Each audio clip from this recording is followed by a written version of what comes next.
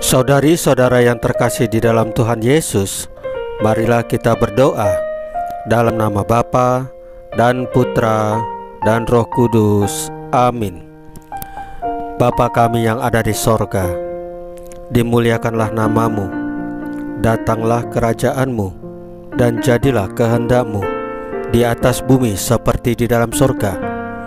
Berilah kami rejeki pada hari ini, dan ampunilah kesalahan kami, seperti kami pun mengampuni yang bersalah kepada kami. Dan janganlah masukkan kami ke dalam pencobaan, tetapi bebaskanlah kami dari yang jahat.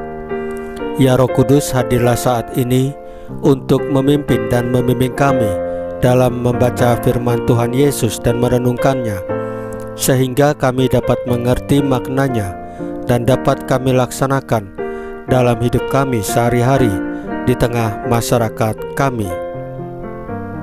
Pembacaan Injil Matius pasal 13 ayat 24 sampai dengan 30 dengan perikop perumpamaan tentang lalang di antara gandum.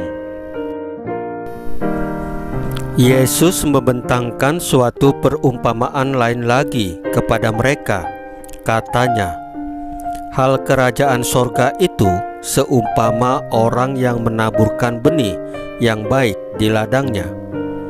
Tetapi pada waktu semua orang tidur, datanglah musuhnya menaburkan benih lalang di antara gandum itu, lalu pergi.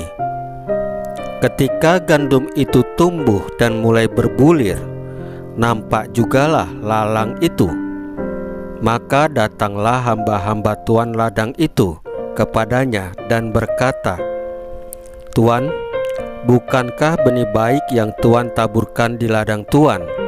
Dari manakah lalang itu?" Jawab tuan itu, "Seorang musuh yang melakukannya."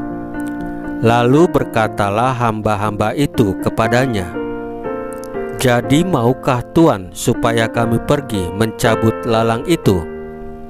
Tetapi ia berkata, "Jangan, sebab mungkin gandum itu ikut tercabut pada waktu kamu mencabut lalang itu. Biarkanlah keduanya tumbuh bersama sampai waktu menuai.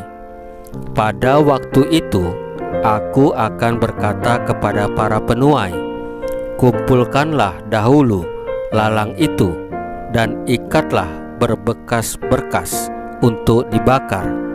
Kemudian kumpulkanlah gandum itu ke dalam lumbungku." Demikianlah sabda Tuhan. Terpujilah Kristus.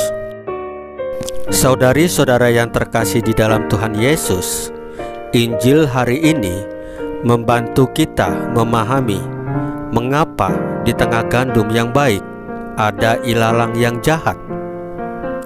Jelas, ilalang dan kejahatan itu tidak datang dari Tuhan, melainkan dari si iblis. Lalu, mengapa Allah yang Maha Kuasa tidak menghancurkan saja iblis dan segala kedurjanaannya? Perikop Injil ini membantu kita memahami misteri kejahatan di dunia. Jikalau Allah membabat ilalang jahat yang tumbuh bersama gandum yang baik sampai habis, ada suatu resiko bahwa gandum itu ikut tercabut pula.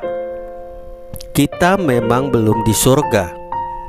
Di bumi, kita harus rajin-rajin memilah ilalang dari gandum. Kita pun harus memilih antara mau menjadi gandum atau ilalang. Hidup ini ditentukan oleh tujuan akhir kita. Hasil akhir menentukan arah pilihan kita saat ini. Kalau kita mau suatu saat dikumpulkan di dalam lumbung Tuhan, maka jadilah gandum.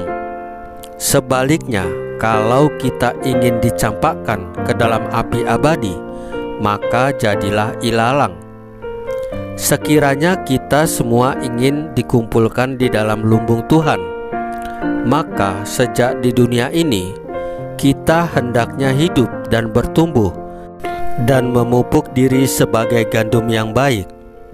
Saudari-saudara yang terkasih di dalam Tuhan Yesus, marilah kita berdoa. Ya Bapa, anugerahilah kami kesabaran dan kebajikan dalam memilih ilalang dari gandum. Semoga kami berusaha memupuk diri sebagai gandum yang baik. Salam Maria, penuh rahmat, Tuhan sertamu. Terpujilah engkau di antara wanita, dan terpujilah buah tubuhmu Yesus. Santa Maria Bunda Allah, doakanlah kami yang berdosa ini, sekarang dan waktu kami mati. Ya Tuhan Yesus, tambahkanlah iman kami hanya kepadamu saja, karena Engkau adalah Tuhan dan Juru Selamat kami satu-satunya, tidak ada yang lain. Dalam nama Bapa dan Putra dan Roh Kudus. Amin. Saudari-saudara yang terkasih di dalam Tuhan Yesus, bacaan firman dan renungan hari ini sudah selesai. Tuhan Yesus memberkati kita semua.